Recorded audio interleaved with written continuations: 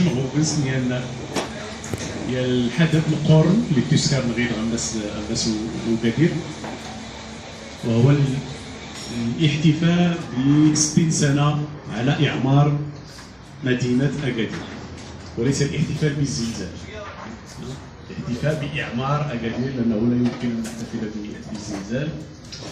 وأعتقد أن الخطوة التي أقدم عليها الإخوة في أمازيغ كابريس بالتعاون بطبيعة الحال مع السيد حسين بكريم وكل الأصدقاء الذين يساهمون في هذا المقهى الثقافي، الهدف من برمجة هذا اللقاء بهذه المناسبة هو أن يتبنى الفاعلون الاقتصاديون الأحداث الكبرى في المدينة، خاصة الأنشطة الثقافية. ولذلك هذا النشاط لا يدخل ضمن البرنامج الرسمي لهذه الذكرى، ذكرى 60 سنة، وإن كان اللوغو أو شعار تظاهرة موجود. وضع هذا الشعار في الملصق لكي يقول أمازيغ كابريس بأنه منخرط في هذه الدينامية وفي هذا الاحتفاء ب 60 سنة، لأن هذه المدينة مدينة أكادير تسعنا جميعا، تسع الذين فقدوا أفراد من عائلة الزلزال، والذين سكنوا مدينة أكادير بعد الزلزال، والذين سكنوا ربما البارحة أو منذ 15 يوما. يعني أن مدينة أكادير تسع الجميع، وكانت دائما مدينة للتسامح، مدينة الانفتاح، مدينة التعدد، دون أن يفقدها ذلك خصوصيتها الثقافية والتاريخية. Donc je souhaite la bienvenue à tout le monde. J'ai fait une petite introduction pour mettre un petit peu cette activité dans son cadre général, à savoir les manifestations qui sont organisées 6 jours même à partir d'aujourd'hui et pendant 15 jours, mais aussi toute l'année pour la commémoration de 60 ans de la reconstruction de la ville d'Agadir. Donc cette activité ne s'inscrit pas dans le programme officiel, mais plutôt une façon de dire que les investisseurs aussi réapproprient cette manifestation et ils contribuent à leur façon dans cette dynamique culturelle autour de cet événement. Et comme je l'ai bien dit, la ville d'Agadir a toujours été une ville ouverte, une ville de tolérance, une ville que tout le monde aime, et c'est pour ça qu'on l'a appelé à un certain moment Miami de l'Afrique, et j'espère que cette appellation reviendra un jour, parce que vous savez que notre ville et notre région souffre relativement de quelques manques.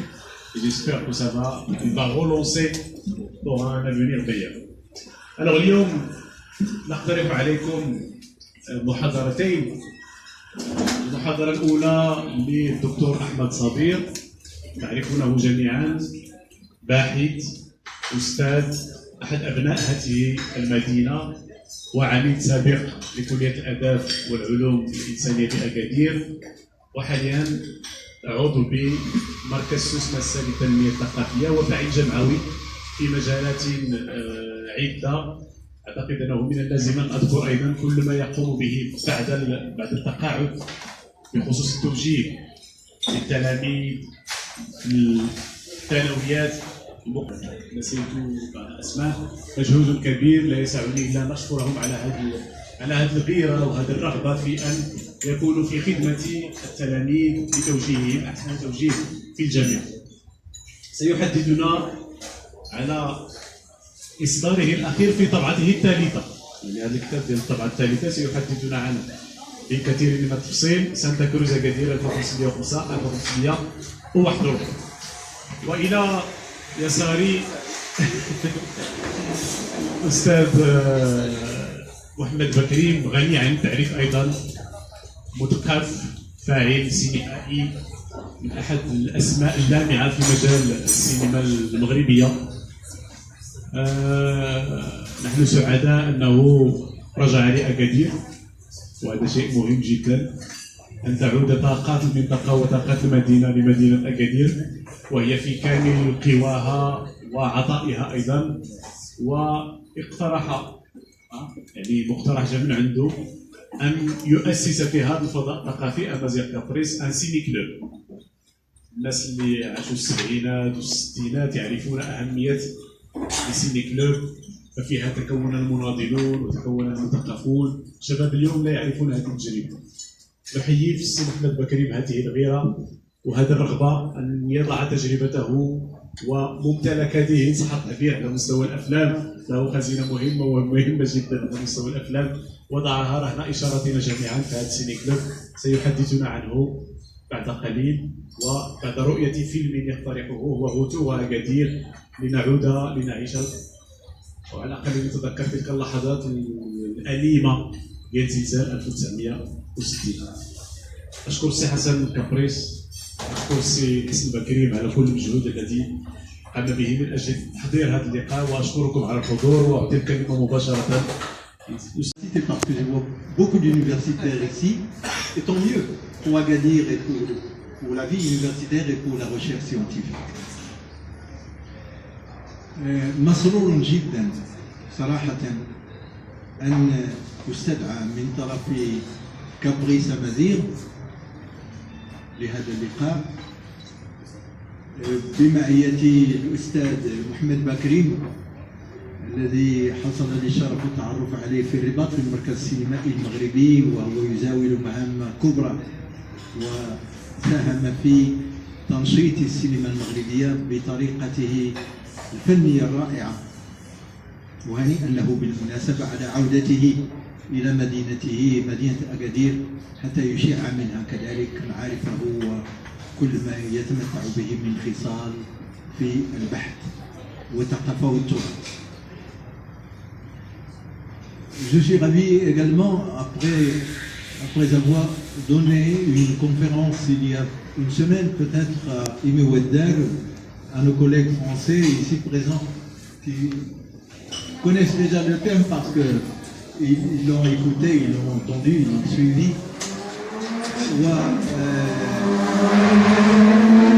زملائي في الجامعة بطبيعة الحال هم على دراية بمسار هذا الكتاب، أتمنى أن تتاح لهم فرصة قراءته، ولكن ما دون أن نتحدث عن الجامعة ومحيطها لا بد أن نعيد لقيصر ما لقيصر.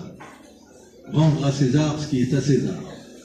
Ce livre, dans sa première édition, il y a déjà presque 30 ans, sinon 25 ans plus, n'aurait pas pu voir le jour sans le geste combien symbolique d'un collègue. Ici, je vais surprendre mes collègues à l'université, à la faculté des lettres, sans le geste symbolique et très pertinent du professeur Hussein Ergali, qui est en ce moment à Paris en raison d'une maladie نتمنى الله انه يتجاوزها ونشوفوه هنا قليلا. حسين الرقالي لماذا؟ لأن حسين الرقالي لما كان محافظا في خزانة كلية الآداب، أول محافظ لخزانة كلية الآداب لجامعة ابن زهر، كلف باقتناء الكتب من الرباط لإغناء خزانة كلية الآداب، فوجد كتبا بطبيعة الحال متداولة في السوق وموجودة في السوق، غير أنه انتبه أنه لما كان طالبا بالرباط كانت هناك السويقة وكانت فيها واحدة خزانة أغنى من الخزانات الرسمية في السويقة وهي كتب قديمة، فذهب إلى هناك وعثر على كنز ثمين. أذكر من بين هذا الكنز كتاب Histoire de Santa Cruz du Cap de Gay الذي نشره وحققه بيير دو سينيفال في باريس سنة 1934، وكانت طبعة قديمة ومفقودة على المستوى الدولي مش حتى على المستوى الوطني. ثم انطلقت الشرارة في الحقيقة لوجود هذا الكتاب، كان ممكن يكون مفقود إلى الآن ونبقاو نذكرو غير بالاسم. وأتيحت لي فرصة ترجمته إلى اللغة العربية في 83 أعتقد، ثم بدعم من عميد كلية الآداب الذي كان آنذاك يشجع على البحث والطبع، العميد الأستاذ حسن الحليمة هذه المناسبة التي نشكره في غيابه. وكانت الطبعة الثانية ثنائية اللغة من الفرنسية عربية، ثم تلتها هذه الطبعة بعد أن فدت الطبعتين السابقتين. لماذا الإلحاح على طبع هذا الكتاب؟ لأنه أولا فيه مادة دسمة على صغر حجمه وقلة مادته، ولكنه مادة دسمة donc une matière très condensée, très consistante en éléments historiques. وفي فقرات تدخل أحيانا في بعض التفاصيل التي لا يذكرها المؤرخون أصلا، لا يتوقف عندها المؤرخون، وبالأحرى المؤرخون المغاربة يذكرونها ربما المجال. نرحب بمن وصل على التو، السي عبد الله غازي، السي عمر حيلي واخرون. مرحبا بكم في المقهى الثقافي مزيغ بريس. على ذكر الهولنديين، تذكرت يعني مثلا يقول الهولنديون عن هولندا، يقول اذا كان الله قد خلق الدنيا فالهولنديون خلقوا هولندا، لان فعلا خلقوها على البحر. نمر للفقره الثانيه في هذه الامسيه، وعندنا فقره ثالثه من اقتراح السي عبد الكريم وبلا من بعد وقيله نخليوها تاخر. السي عبد الكريم وبلا يقترح 5 دقائق ديال امتي فيلم داروه الطلبه ديالو ديال لا ليسونس بروفيسيونيل في السينما، وداروا على هذا النشاط اللي دار هذا الصباح في مقبره احشاش ترحما على شهداء زلزال 67. وأعطي الكلمه للسي محمد بكري. الفيلم سيتحدث عن الزلزال، هي اللحظه التي توقف فيها العرض ديال السي احمد صابر. اعتقد سي ان بون انشيمون. سي بون ترانزيسيون. تنبيه. مساء الخير وشكرا. انا باقي ترى الكلمات اللي قلت قبيله، ولكن في الحقيقه هذه مناسبه سعيده جدا، مبادره وهذه الحلقه. اريد ان احيي واحد ثلاثي سميتهم لي تخوا موسكوتير، الحسين والحسن والحسين. انا كنطلب منكم تصبحوا عليهم ويوقفوا 3 بهم. حسن حسن يلا ما كيقلش هو هذاك الجندي هذاك ميليتير. مزيان بغيت الاسماء سلمى الاسماء التساويه باش الناس زي محمد الحسين يطي صافي. لا لي سي تري ليميتي دو فريمون شيمي. لا في حقيقه الفكر هو السي حسن تحيه حاره التروزيام